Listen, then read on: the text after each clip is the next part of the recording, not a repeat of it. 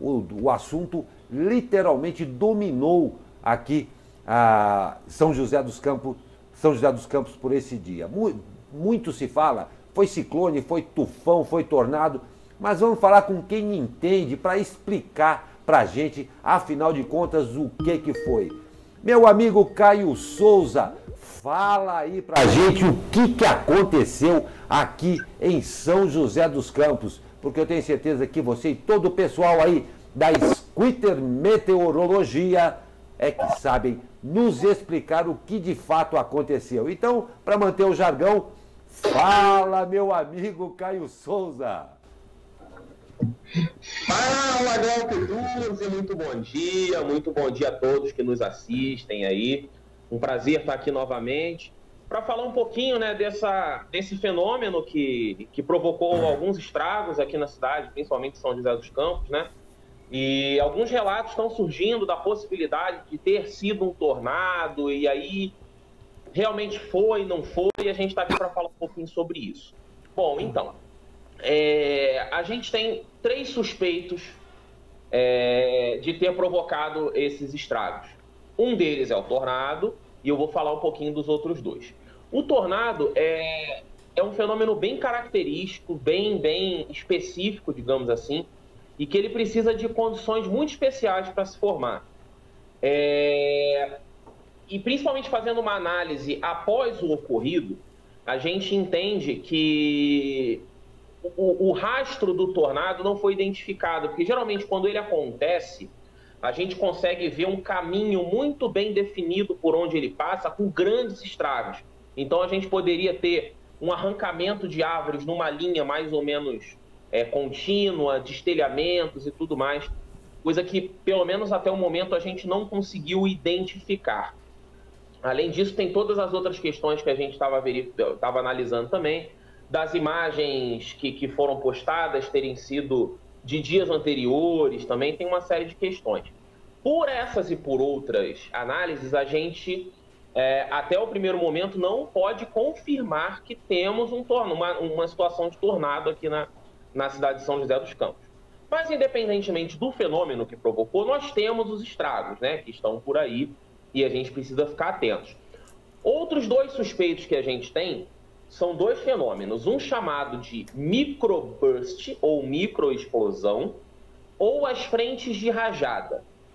Ambos esses sistemas estão associados a uma nuvem bem característica de tempestade chamada cumulonimbus. No dia da ocorrência do fenômeno, a gente teve sim a passagem de uma nuvem bem intensa, um cumulonimbus bem intenso, que veio, entre aspas, arrastando pela nossa região. Ela veio lá de Jacareí, veio passando pela região oeste e indo em direção à região leste. E o que acontece? O deslocamento dessa nuvem, ela provoca movimentos descendentes de ar muito intensos. Então, o fenômeno mais provável que a gente está analisando, nós, os meteorologistas, estamos pensando que provocou, é a chamada microexplosão. O que é isso? É um movimento descendente de ar muito intenso, da parte frontal, principalmente, dessas nuvens, que pode provocar rajadas de vento muito intensas, gerando, principalmente, quedas de árvores e os destelhamentos, foi o que a gente viu ao longo dessa tempestade que passou. Perfeito. E Caio Souza, essa microexplosão causou, como você falou aí, diversos estragos pela cidade, mais de 217 ocorrências aí de queda de árvores em casas, nas vias ou na fiação elétrica. Um estrago muito grande. E como é que a gente consegue prever isso? Tem como ser previsto pela meteorologia ou é um fenômeno que acontece muito rápido? Porque a gente viu vários relatos, por exemplo, aqui de moradores, que a nuvem chegou aí e em cerca de 30 minutos começou a chuva. Então teve gente que foi pego de surpresa. Como é que funciona esse fenômeno da microexplosão? Certo. A microexplosão, como eu estava dizendo, ela é característica de cumulonimbus muito intensos. E é possível de ser feita uma previsão, mas com pouco tempo de antecedência. A previsão da microexplosão ela é semelhante a uma previsão de tornados, o que pode deixar o pessoal um pouco mais confuso. Mas como que isso funciona? É necessário que radares meteorológicos estejam disponíveis à análise do meteorologista para que ele consiga estudar o interior da nuvem no momento que a tempestade está se formando e poder determinar se estão havendo correntes descendentes de ar intensas ali ou não, e qual é o deslocamento preferencial dessa região, dessa nuvem.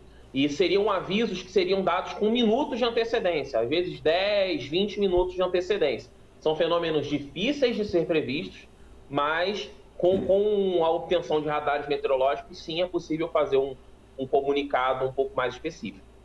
Pois é, para a gente começar aí para a previsão do tempo, porque como eu falei, nós estamos aí no princípio do final de semana, um último esclarecimento. Agora que nós já passamos aí por esse susto todo, tem uma possibilidade aí de isso ocorrer com mais intensidade agora nesse final de verão, ô Caio? E aí a gente já parte para a previsão do tempo para esse final de semana, ou isso aí foi um fato isolado? Não foi um fato isolado, Glauca, e infelizmente a gente acompanha aí, não com essa intensidade, mas rotineiramente, casos de destelhamentos e quedas de árvore, que são, entre aspas, comuns aqui na nossa região, já que a gente tem a ocorrência e frequente desses cumulonimbus passando por aqui. E a gente está num momento, né, de final de verão, a gente está com temperaturas bem altas, aí na casa dos 30 graus, então é importante sim que a gente fique atento ao final da tarde, principalmente, pois novas pancadas de chuva com outras rajadas de vento forte podem acontecer até o próximo domingo, né? Então, falando um pouquinho da previsão do tempo, né, hoje a gente vai ter bastante sol e calor aqui na nossa região, apesar da gente ter um pouquinho de nebulosidade ainda, a tendência é de que essa nebulosidade diminua, o sol apareça com força e as temperaturas fiquem na casa dos 30 graus, aqui no Vale, no litoral, e por volta dos 28, 29 na capital. E na Serra da Mantiqueira a máxima fica aí na casa dos 24, 25 graus. Mas existem sim chances de pancadas de chuva forte no final da tarde. E como eu estava dizendo, essas condições de tempo devem ser semelhantes, pelo menos até o próximo domingo. Pois é.